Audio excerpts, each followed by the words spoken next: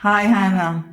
I really thank you so much for being open to have this interview with me. I'm just going to share a little bit about why I contacted you, and then I'll let you introduce yourself. But all in all, I'm Talia. For those that don't know me, I'm Israeli born. I don't live in Israel at the moment, but I've lived my whole life in Israel.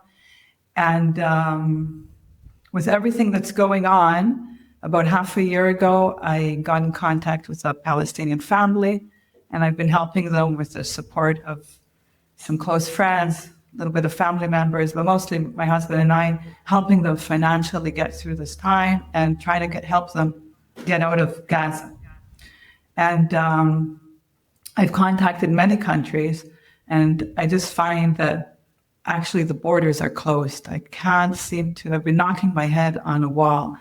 And since the family has family that lives in Canada, they've submitted reunification visa applications a long time ago, and that's how I got in contact with you, an amazing, sensitive immigration refugee lawyer in Canada.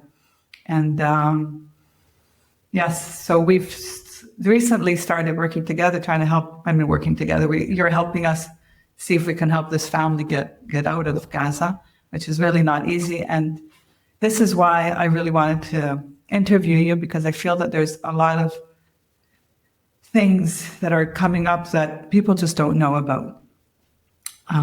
Yeah, so if you maybe would like to introduce yourself and tell us. Sure. I'm well, you said it. I'm an immigration and refugee lawyer in Toronto, and I can maybe talk a little bit about my own background, because you do know me as a lawyer, and I do know you as someone who's assisting this family that we're both working with. But I don't think we've actually had a chance to maybe talk more informally. Yeah. So I practice Canadian immigration and refugee law, and my family came to Canada during the 90s. And my family is originally from Kosovo, and Kosovo used to be part of the former Yugoslavia. And my parents came to North America, like many other people, fleeing the wars that were happening in Yugoslavia during the 90s, and the Kosovo War was the last of those wars. And when I tell people about my immigration story, for the most part, I encounter a lot of empathy and a lot of understanding. Yeah. I encounter a lot of empathy and understanding for the fact that my family immigrated out of fear of war, out of a sense of desperation, because nobody wants to have to leave their home. Yeah. And I also get a lot of understanding around how difficult it was to successfully immigrate and to become permanent residents. And many other people don't get that same level of empathy and understanding. Yeah. And that's why working on Palestinian files over the past 2 years has been so incredibly painful, because I don't see a meaningful difference between my family and Palestinian families. I really don't. It's a very similar set of circumstances. People don't want to raise children in a state of war. And what I see instead being directed at the Palestinian families I work with is some of it is just racism and Islamophobia.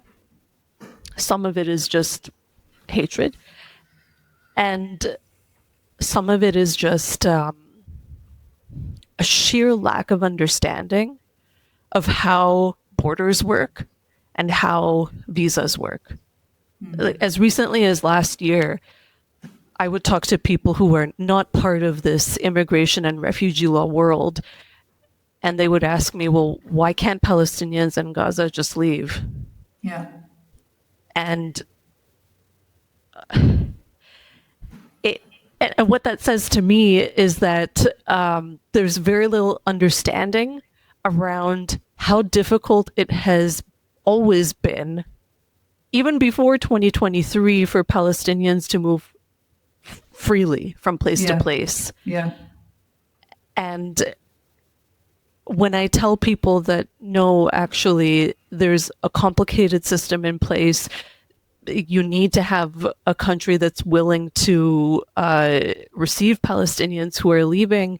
That has to be coordinated with Israel. It's not enough to just have a passport and show up at a border point. And that is a privilege that people with good passports don't ever have to think about this. Yeah. And people with Palestinian Authority passports constantly have to think about this. Yeah.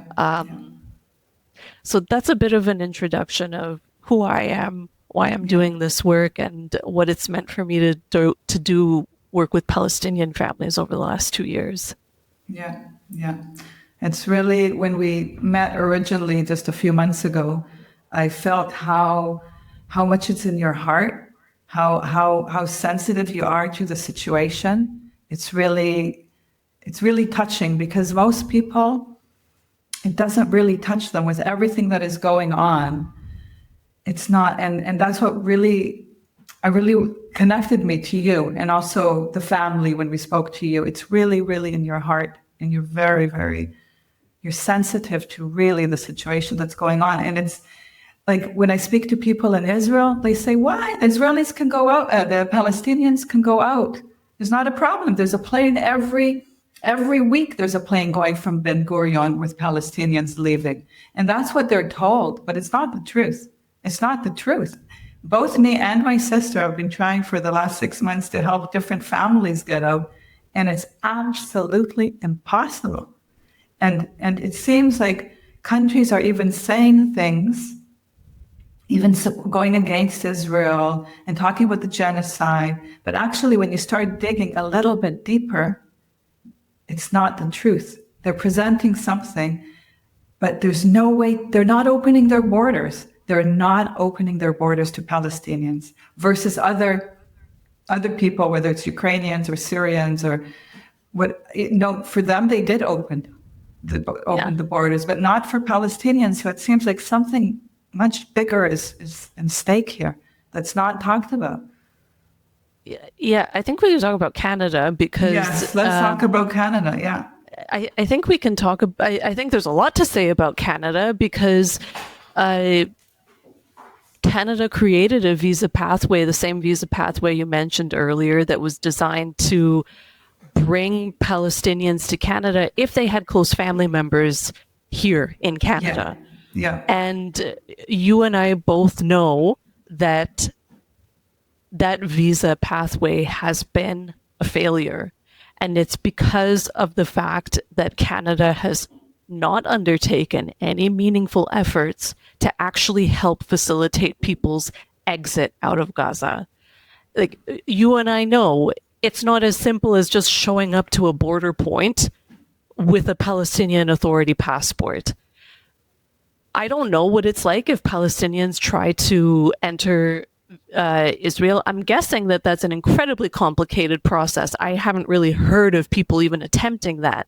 But people were told by Canada in 2024 that the visa pathway that Canada created would allow for exit through the Rafah border crossing, which is Gaza's border with Egypt, and that Canada on some level would help facilitate that Canada would share names, right? And the understanding at the time, like, this is ancient history now. I'm talking about January 2024, when Canada's visa pathway first opened. The idea was Canada would do some kind of preliminary screening, would send over a list of names to Israel to say, these are the people who we've screened. There would also be some level of communication with Egypt. And that's how people would be put on the list at the Rafah border to be allowed exit. Yeah. As far as I can see, I haven't heard or met a single Palestinian family that came to Canada under this visa program with this facilitation, right? This has never happened. Wow. This has never happened. And the public-facing instructions for this visa program, it's changed, right? It's changed since January 2024 when it first opened. So initially there was a lot of detail about what Canada would do with applicants' personal information. You had to consent to having personal information shared with the government of Egypt and the government of Israel. And you had to consent with having your personal information potentially shared with Canada's partners on the ground. All of that was in service of managing the border crossing. Yeah. And since then, those details have been very quietly taken down from the website Canada created for this visa program. And the visa program now just states in the public-facing information on the website, it just states that when an applicant in the Gaza Strip has gone through a preliminary eligibility and security screening, Canada will advocate for their transit out of Gaza. Yeah. That advocacy piece, I haven't seen it. And me and other colleagues have been litigating over this issue. Once an applicant goes through Canada's preliminary eligibility screening, goes through the preliminary security screening, what will Canada do? Because I haven't seen any evidence of Canada doing anything. I've actually seen the opposite. Canada will tell applicants, well, we can't actually do anything for you because your security screening has not been completed. And to complete the security screening, you need to get to Egypt to give Canada your fingerprints. Yeah, they can't get out to do that. They can't. It's like crazy. You need to do this, but nobody's helping them get out to do the security screening. And the thing that's kind of sick about this, and the thing that's it's so disappointing, by the way, to have to litigate over this point, because our courts are not designed really to render emergency decisions in the context of an ongoing war. Our courts are not designed to do that. So we're litigating over the fact that Canada said and continues to say, we will advocate on some level for people to get out, right? We have to go to court over that. And the response that we get from the government lawyers is that actually, no, we don't have the responsibility to do that. And it's crazy making, because I'm looking at the same website that the government of Canada has created. I didn't say that Canada will advocate for Palestinians to leave Gaza. The government of Canada said that they're going to advocate for Palestinians to leave Gaza. And yet there's this level of doublespeak here that is that's not the way the law is supposed to work. Yeah. Right? Yeah. Right? Like when I went to law school, what we all learned was that when the government makes a representation to a group of people that they're going to do something in a certain way, and then they don't, right? Those people who relied on those words have a right for those words to actually be enforced in practice. Yeah. This is it's a basic legal principle that when you, as a government, make a representation to a group of people, you will actually follow through on the words that they relied upon. Yeah. That's what I learned in law school. And now I'm litigating and I'm being told by the other side, by Canada's lawyers, that they shouldn't have taken those words seriously, or that those words didn't mean anything, or that those words didn't constitute any kind of promise, didn't incur any kind of obligation on the part of Canada. It's actually pretty sickening. Yeah. And like one of the books that I've been reading recently is about Canada's immigration policies in the 1930s and the 1940s with respect to with respect to Jews, right, who were seeking ways to flee Europe and particularly Germany at that time.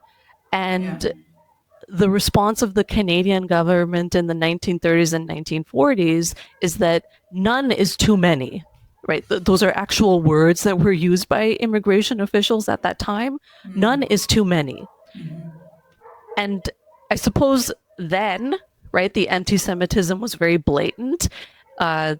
Government officials didn't hide it. Now in 2025, the only explanation that I have for this doublespeak and for these impossible rules, right? It's impossible to follow these rules, is that there's a complete lack of interest and maybe a level of I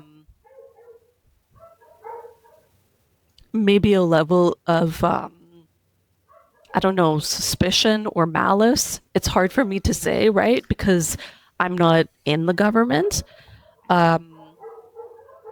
But when you create impossible rules, you're doing it on purpose. It's not an accident.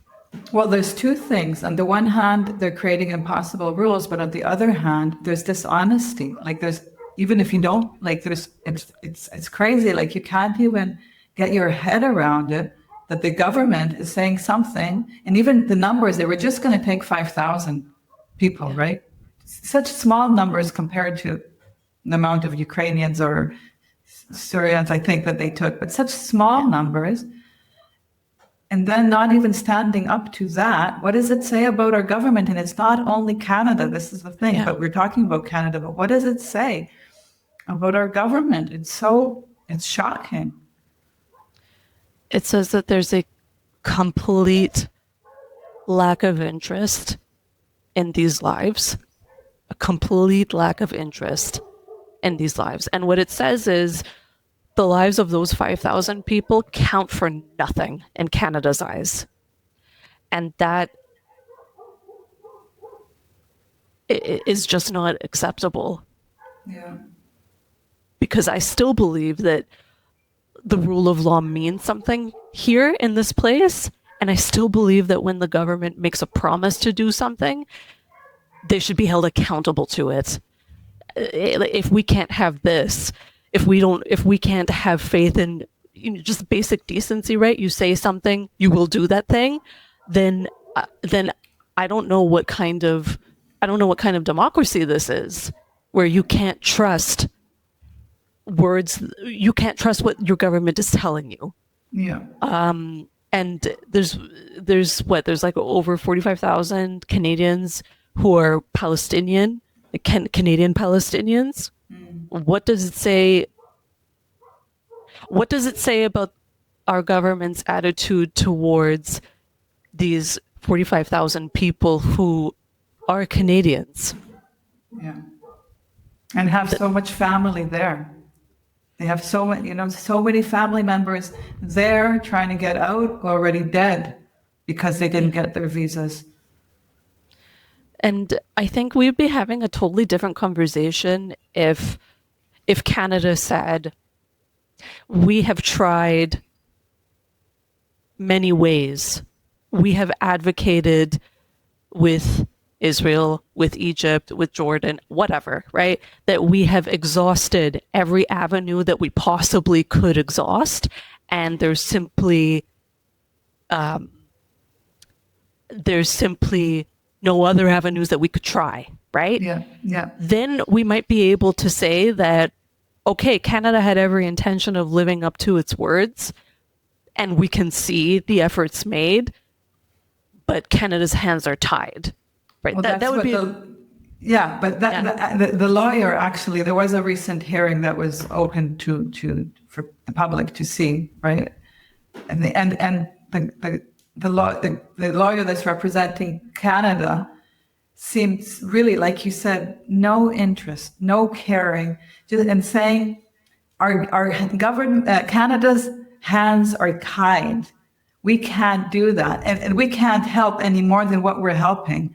But actually, when I and my sister contacted COGAT personally, which are the ones that are supposed to coordinate between the government or the visa applications and helping the Palestinians get out, they said, we don't get any requests from any embassies or any governments to assist. So each one is kind of blaming the other. And when that lawyer said, our hands are tied, like it wasn't even the truth. You're not even trying. Yeah, I don't think that's true. Yeah. I don't think that's true. The reason why I say I don't think that's true is because in these court cases where we're fighting the Canadian government trying to get the court to order them to finalize these applications, the government is compelled to produce their records. They're compelled to produce records showing every step that's been taken on the files that we're litigating.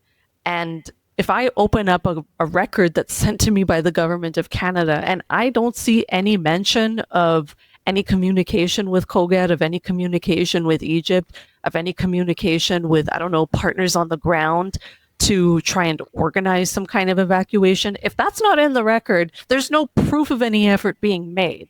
So yes, at this particular hearing that you're talking about, the lawyer for Canada did say things along those lines, that there's nothing more that we could do. But there's no evidence that any effort was made. What I see and what the client sees is that they've submitted an application and they can see in the record that security screenings have been done.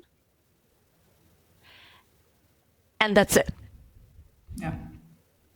So either those efforts are happening in secret and we just don't know about it, which is silly. I don't think that's the case. Or nothing is happening. I'm more inclined to believe that nothing is happening.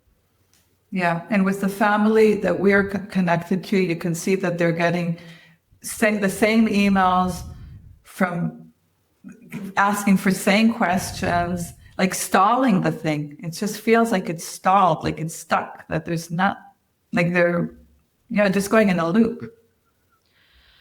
I mean, this is, like, I can only guess what's happening inside the government, but if I was going to venture a guess, I would say that maybe the Liberals are afraid that bringing Palestinian refugees to Canada will be politically unpopular and that they might lose votes, or I don't know. That's one of the theories that I have, because Canada's public-facing attitude towards Israel over the past 2 years has been quite, it's like, when you speak out of both sides of your mouth, right? On the one hand, yes, there's a humanitarian crisis in Gaza, and we condemn the fact that there's a humanitarian crisis in Gaza. Okay, that sounds good. Canada supports the work of the International Criminal Court. Okay, that also sounds good. But here's a very tangible, simple thing. Maybe I shouldn't call it simple, but an achievable goal, 5,000 people, which no one told Canada to bring 5,000 people. That was Canada's own commitment. Yeah. And you are fine as a government to simply sit on the files of 5,000 human beings. Yeah. Because I'm assuming either there's anti-Palestinian malice within the liberal government, or there's a political calculation made that the presence of 5,000 Palestinians would be so destabilizing to the Liberals that they just can't have that happen. It's such a small number, it's a joke, really. I mean, it can't even, if it was 250,000 Palestinians, you could say something, but 5,000. But, I mean, even for a number so low, I know members of the immigration and refugee bar who think that 5,000 is too much. and that actually Palestinians should be subjected to more enhanced security screenings because the territory of Gaza has a history of producing terrorists, right? I'm using air quotes. And therefore, each and every Palestinian visa applicant should be subjected to a higher level of scrutiny than anyone else. There's actually a group of Canadian lawyers who have organized around this issue, and I won't mention their name because I don't want to give them any free promotion. But it is true that it is true that there is anti-Palestinian racism and malice towards Palestinians that exists in this society, and it's held by people who, lawyers have a certain amount of leverage, and people pay attention when a group of lawyers say anything. Yeah. And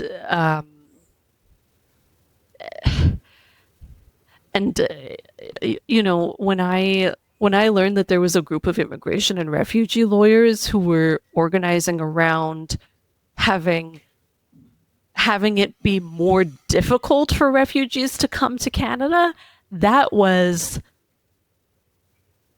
baffling. That was baffling, right? That was absolutely baffling. Because there's no explanation to subjecting this group of people to more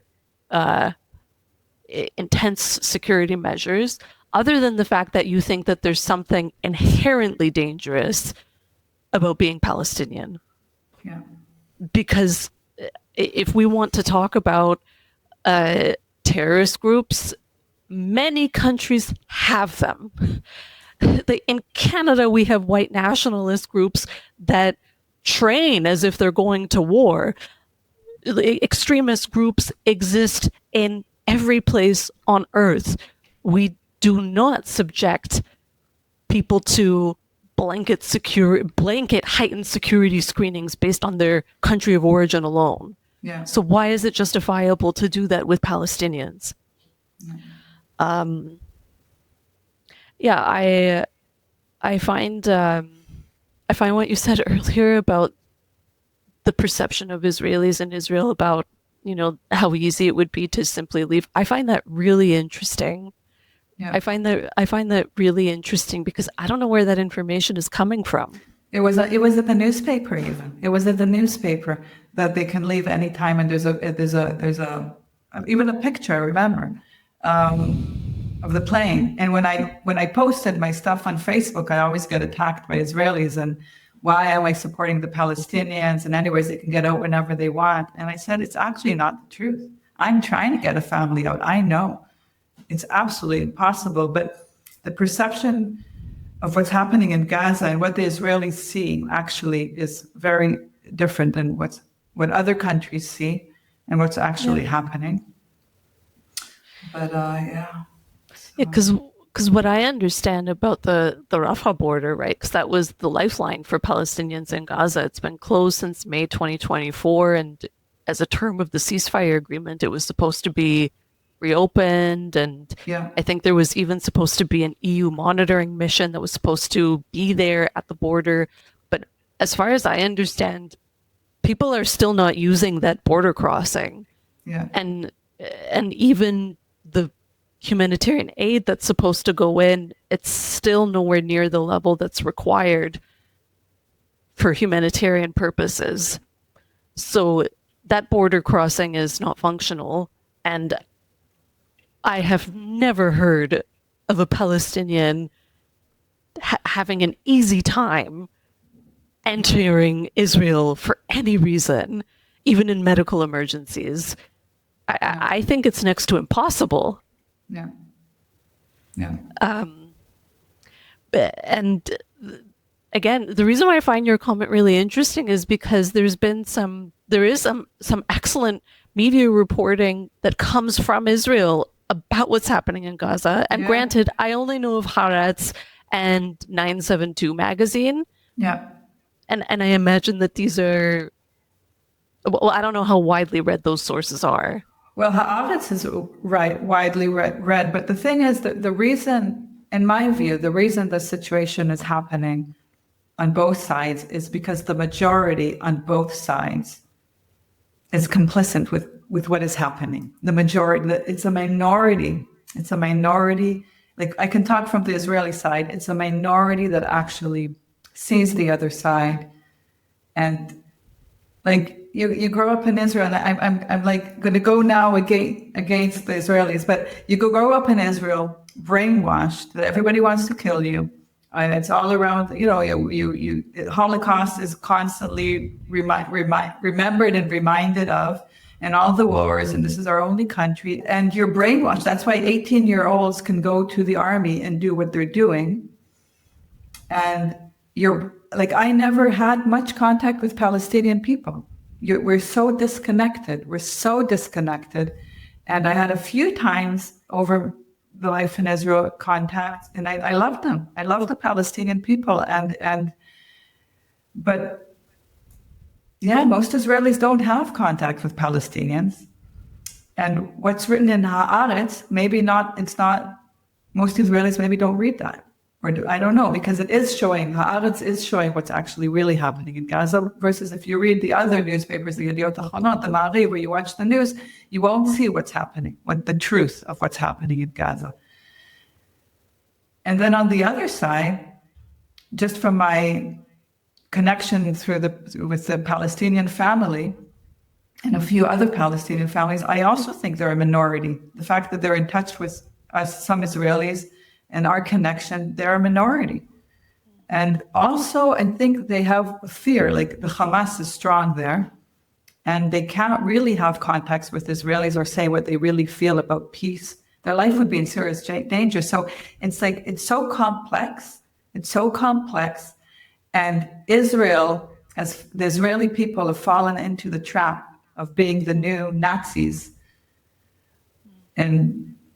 But it's just, the other countries are silently supporting this. This is the thing. Yeah. Israel is getting all the blame now, and nobody knows how the borders are closed of all the other countries and other stuff they're doing, whether they're supplying the military, that we hear about that the borders are closed. I found it actually shocking that when there's a person that says, I will sponsor them, I will help them. I've tried for Portugal, I've tried for Ireland, my sister tried for Belgium, Canada, and Canada is the best chance because there's family there, and they've submitted a visa request. Other countries, they can't even submit a visa request because they can't even fill in the application, and I can't fill it on their behalf. But at least Canada, and it's so frustrating, it's so disappointing. It's just, and people don't know this because it's very easy to go blame Israel. And Israel, what Israel is doing is genocide. It is awful. But we have to look at what's happening at the other countries that are not opening their borders. It's just, Hannah, do you want to say something about that? Because I have a question that I want to ask you, but it's Yeah, I find what you're saying really interesting, and I know that it's usually not helpful to make comparisons between different countries with different histories. So, but I also can't help it because there are so many things about the experience that you're describing that do sound familiar to me. And, the former Yugoslavia was a different place, a different history, but it was a place where people of many ethnicities were supposed to live side by side, and they couldn't because one ethnic group wanted to dominate over the others. And that was at the seed, that was at the root, really, of all of the wars that happened throughout the 1990s. And, Kosovo Albanians were at the losing end, right, of that bargain. We weren't Serbs, who were the ethnicity that dominated over the former Yugoslavia, and there was a lot of discourse around how Albanians are inherently violent, inherently terrorists, uneducated, only know how to make babies, right? This is the kind of discourse that was in circulation around Albanians in the 1990s, and I suspect that many Serbs who held those views never actually met an Albanian in their whole entire life. Yeah. And, when those wars ended, and I went back to Kosovo for a time after it became independent, I also realized that I had never had any contact really with any Serbs, and I never had contact with any other ethnicities really apart from my own. And it was a really valuable education for me to spend time with other people who belong to that land the same as I do. Yeah. Right? Yeah. Belong to that land the same as I do. And, apart from people who are really rabid nationalists, and that does exist. I'm not going to pretend like the Balkans is some kind of interethnic utopia, because it's not. But you very much can have friendship with others. You can at least have a recognition of your shared humanity, and you can have a recognition of the fact that we both belong to this place. Yeah. We both belong here. And that's not something that's obvious, right? It's something that I didn't hold that I didn't hold that belief to be true, that we all belong here, until adulthood, right? Until adulthood. Because the form of nationalism that I grew up with said this land belongs to us. Yeah. Exclusively. Yeah. And that felt completely right to me, because we have a long history of injustices that we've suffered, and periods of really horrific oppression, and you feel like you're entitled to say this land is mine and it's only for my group. And now, how old am I? Now at the age of 37, I want to see a Kosovo where your citizenship is what gives you your belonging. And by that I mean your status as a fully equal citizen among equal citizens. Yeah. That's what the source of the belonging is, not the ethnicity that you were born with. Yeah. And with Israel, I kind of feel like, wow, this really feels like the Balkan region in the 1990s, because, and you can correct me because it's not a place I've ever been to, but it looks like a place where Israelis do believe that the state is for Jewish people and not necessarily for citizens. It's for Jewish people. And Yeah. that's a recipe for disaster. Totally. And that was from the beginning, really, the state of Israel was for the Jewish people. My parents came to Israel in the end, like 1960s, as Zionists to build the Jewish country for the Jewish people after the Holocaust. My father came from Europe, my mother came from Canada, and they just, after the Holocaust, they just wanted to have a safe country for the Jews. And now I can speak to my mother, she's almost 80, and she says, how did she not see that there were people living there? Why? Palestinian people living there for thousands of years, that it belongs to them too. But people didn't see that then. They didn't, most of them. And it's true. We were raised, the Jewish country is only for the Jews. And why? Because it's written in the Bible. And it's nuts, because really when I really connect to the Palestinians that I've connected to over the years, all of us, we all say, this is such crap. We can just all live together. And the ones that I'm in contact now too with this Palestinian family, I'm in contact with them daily. They're like really good friends now, daily. And another Palestinian family in the West Bank, and the family my sister's helping, wonderful people. We all say we could live together. We're like brothers. We're brothers. And it's so sad. It's these bigger forces that are fueling this and pumping this for whatever reason, make money, business, sell weapons. But all in all, if each of us inside would really truly believe that we are brothers and that my family is no better than your family and my children are no more important than your children and this land is for all of us, we would not go to war. We would not go to war. So, Yeah.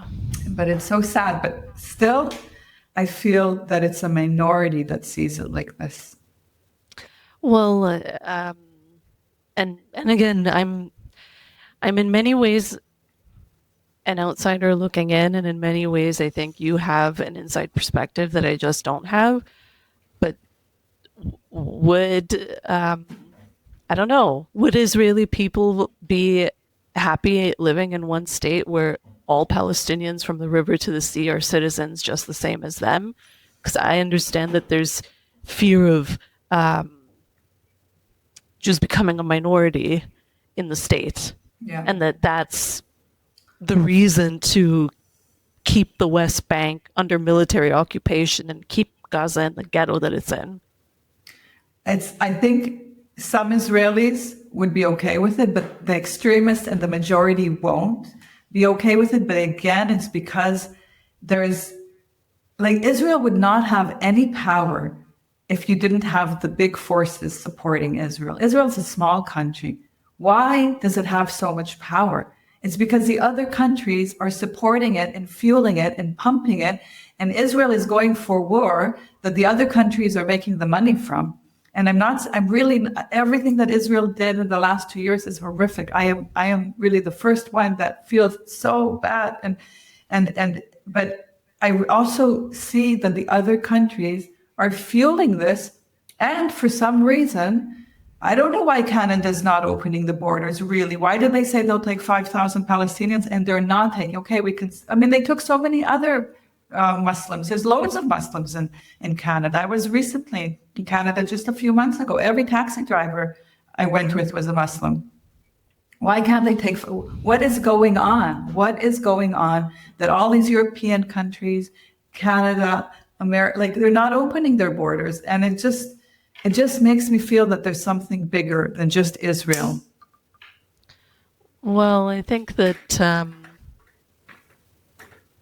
Israel is receiving a huge amount of support from the United States. The United States is our global superpower at the moment, and maybe there's a sense that I'll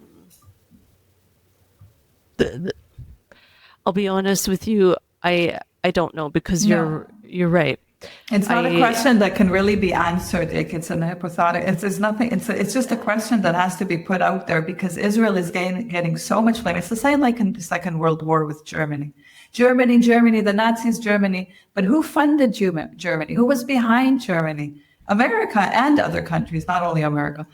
So it's important to ask that question because everything that is happening now is fueling also the anti-Semitism in the world again, and not looking. If I would have, from my personal experience, would have seen that some countries you can get Palestinian people in, and they can apply for a visa, or borders are opening, but it's everybody. It's all these countries. It's impossible. Italy, France, it's impossible. A minority of Palestinians was able to get out to safety. I mean, I don't think that the Holocaust would have happened without the complicity of all the other nations that surrounded Germany.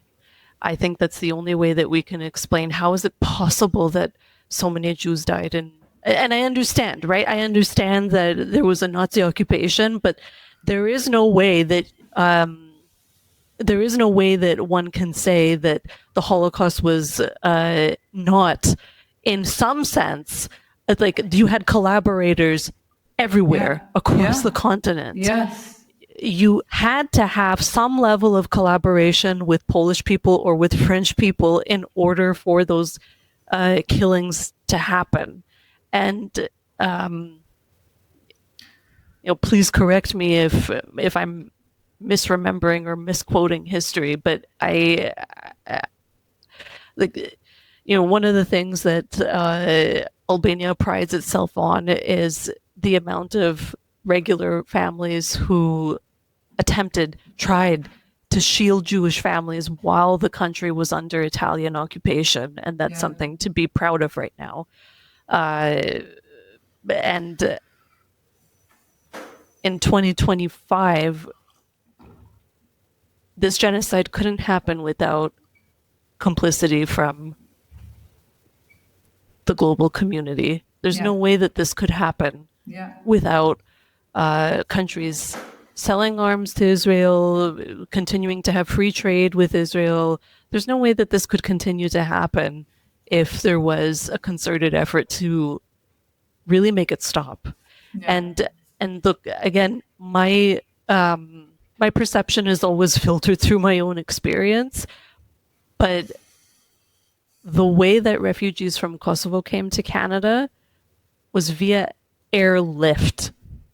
Via airlift. There was a Canadian operation called Operation Parasol, the sole purpose of which was to put refugees on planes and bring them here. And again, in the case of the Balkans, you had a NATO intervention. You had various UN peacekeeping missions that were sent to the region.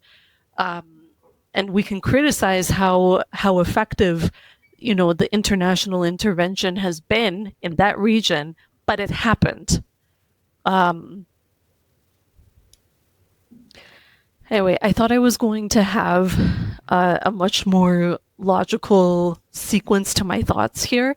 I'm actually finding it really hard to have a logical sequence of thoughts here because there's so much about this that is not rational and doesn't make sense unless you think that Palestinian lives count for nothing. That's the only way that this makes sense. And there's something bigger in stake that is in the unseen. It feels like. It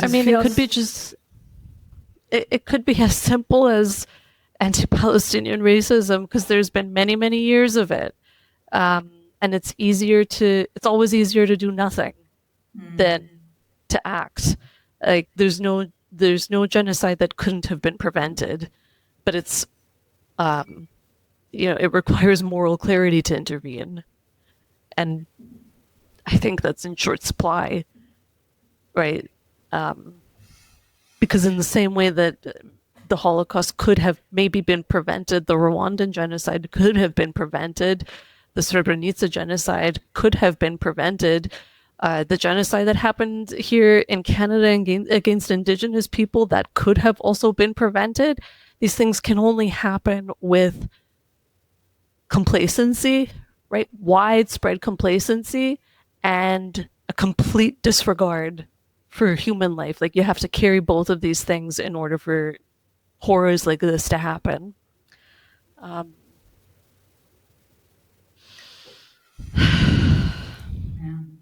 And as we talk, there's genocides happening now in many other places, but the eyes are focused on Israel and Gaza for some reason. Well, I think with Gaza, there's there's a long history there of injustice, and also the scale of the killing and the scale of the civilian loss of life is pretty unprecedented, right? And I thought that The Guardian and 972 magazine did an excellent job this summer of publishing their reporting that shows that actually most of the casualties are civilians. And it's a higher rate of civilian death than has ever been recorded before in the recent history of warfare. And mostly women and children. That will garner more attention. For better or for worse. Hannah, so just, we're going to wrap up soon, but so you're representing about 60 Palestinian families at the moment. Is that correct, Jemima? No, it's 50 individuals, Okay. and that equals to 11 families. 11 families. Okay.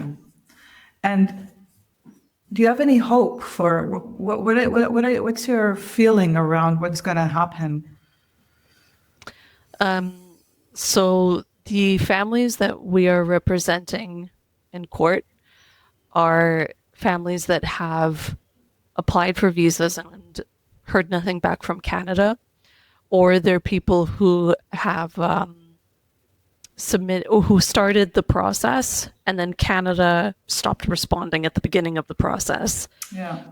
And for all of them, we're seeking an order that Canada act to finalize their applications.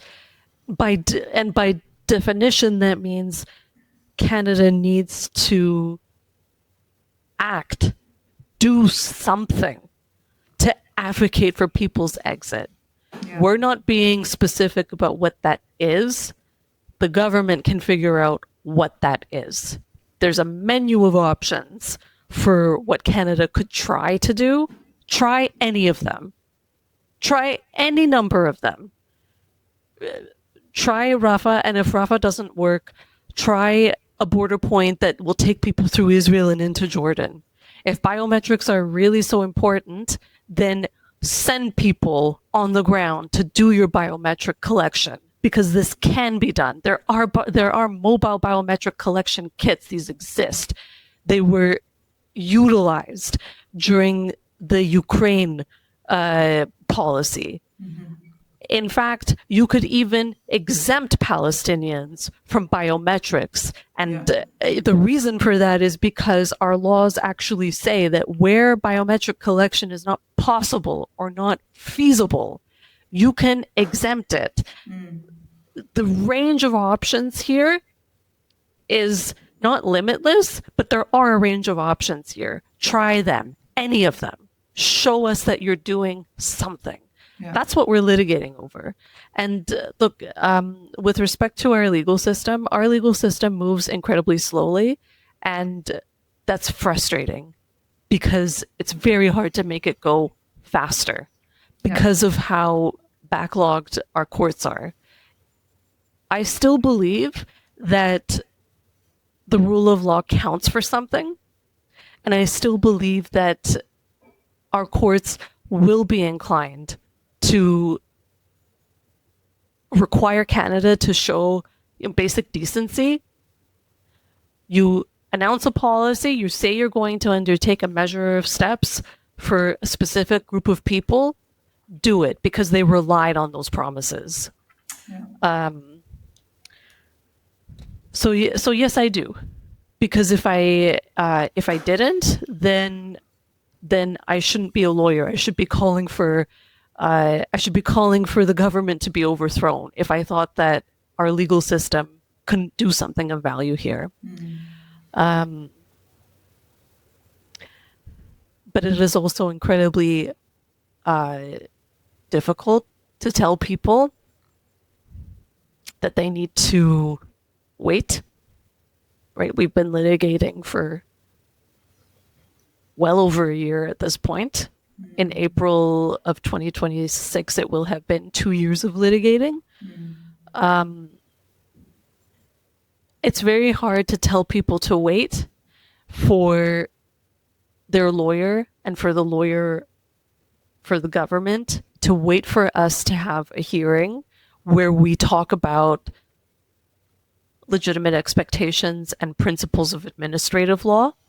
It's very hard to tell them, sit and wait and be patient for that, and then wait potentially a few more months for a judge to make a decision in writing. And also, by the way, you have no guarantee that a judge will necessarily understand what's at stake here, and you also don't know if if in the meantime, while you're waiting for all of this to take place a continent away in Canada, you don't know if the ceasefire will fall apart, or if you might have to be displaced again, or if you might lose yet another family member. Yeah. Yeah. And the ceasefire is also not safe.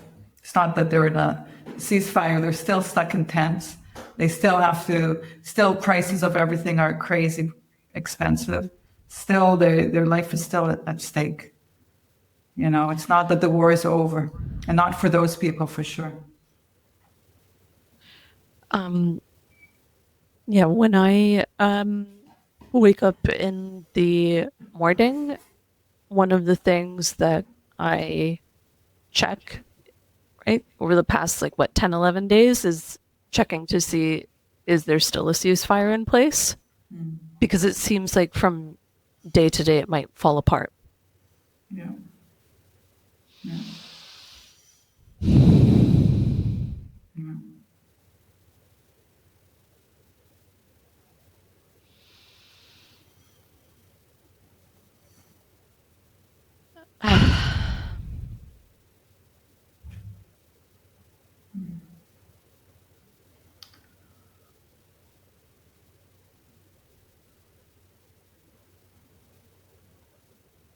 I connect to that. I also, I mean, for the last few weeks I've been a bit calmer, but just waking up every day, checking if they're still alive. They have to send me a message every morning, hello, just even a hello, just to know that they're alive, and at night, just a good night, just to know that they're alive. Yeah, I mean, I used to do this at the beginning of the war, and I don't anymore. I go on Google Maps to see what Gaza looked like, because the images on Google Maps, they still show photos that were taken from before October 2023, so you can see restaurants and cafes and schools and parks, and I used to click through them so that I could have a sense of what was this place like. Yeah. And like in many ways,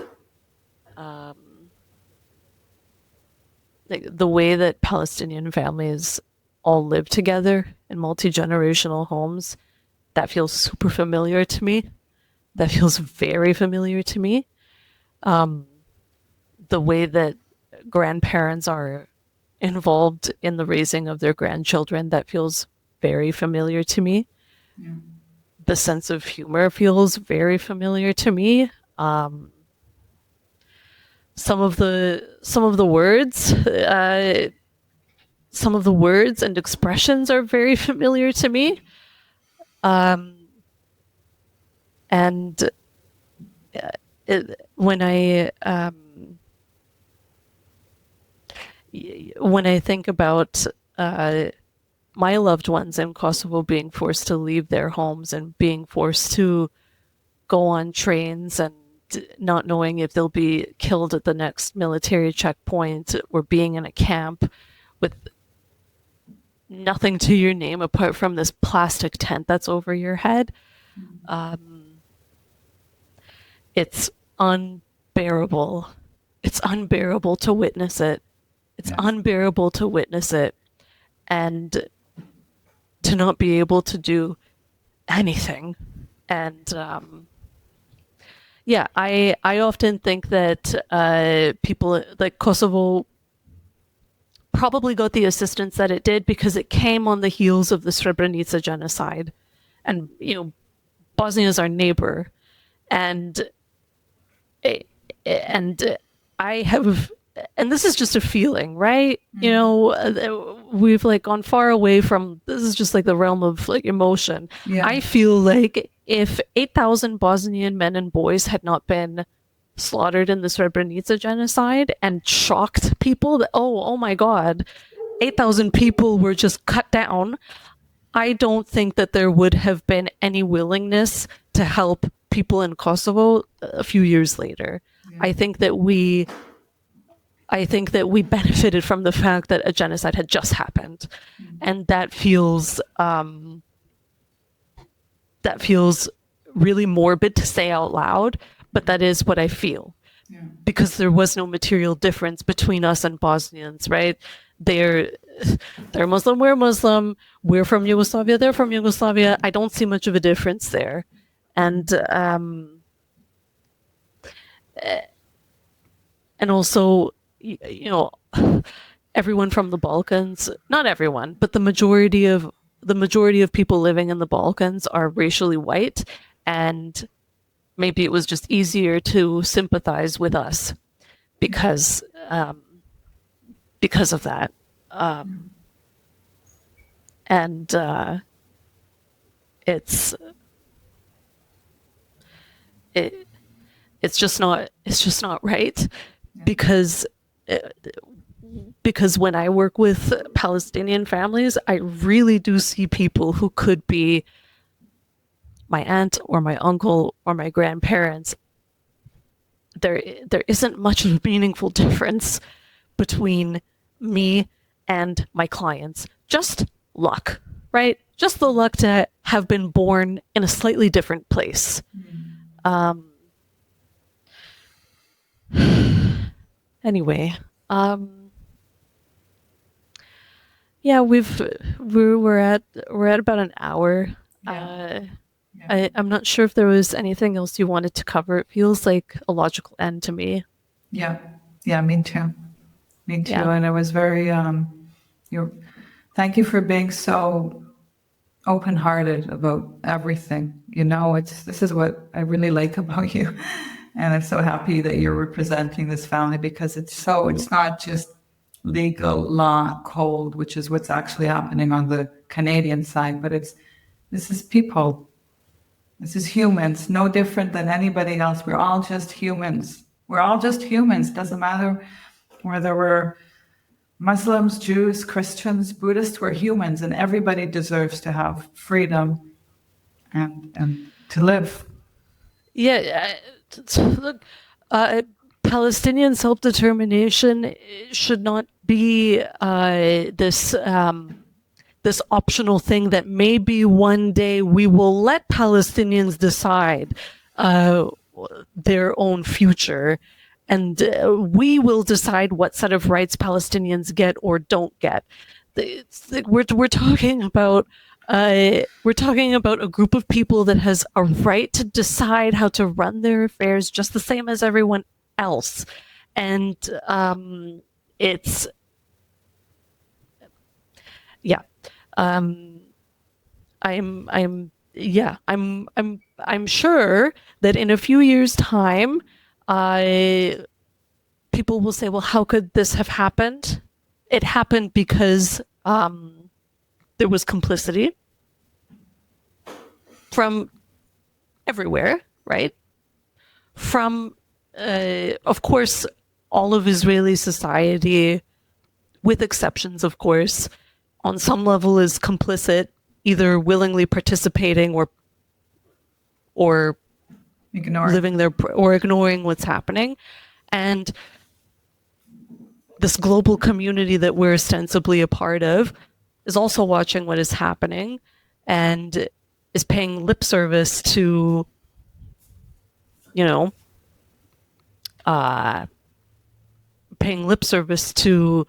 whatever you want to call it, the principles that we've created around the rules of war. There's lip service around that, and there's lip service around humanitarian aid. But ultimately, really, a level of complicity and willingness to let Israel do exactly what it wants with no intervention. And fueling it and supporting it and everything without actually being the one in the spotlight. Yeah. Mm-hmm. Yeah. Anyway, yeah, Talia. Yeah. I didn't think that I was going to get as upset as I did during this conversation. So, that was unexpected. It's very upsetting. It's very upsetting. And this is very close to your experience. Your your life. Like, it touches something very deep in you, so that's, you care. You know? I think that it touches a lot of people, and I think that all of us can tap into, all of us have this imaginative ability to put ourselves in the shoes of another person. And I think it's really frightening when we can't, Yeah. or when we've taught ourselves not to. That's frightening. Yeah. Yeah. All right, Talia, I'm gonna get another coffee. Okay. We're going to be in touch. I'll be in touch with you. Thank you so much, Hana. Thank you, Talia.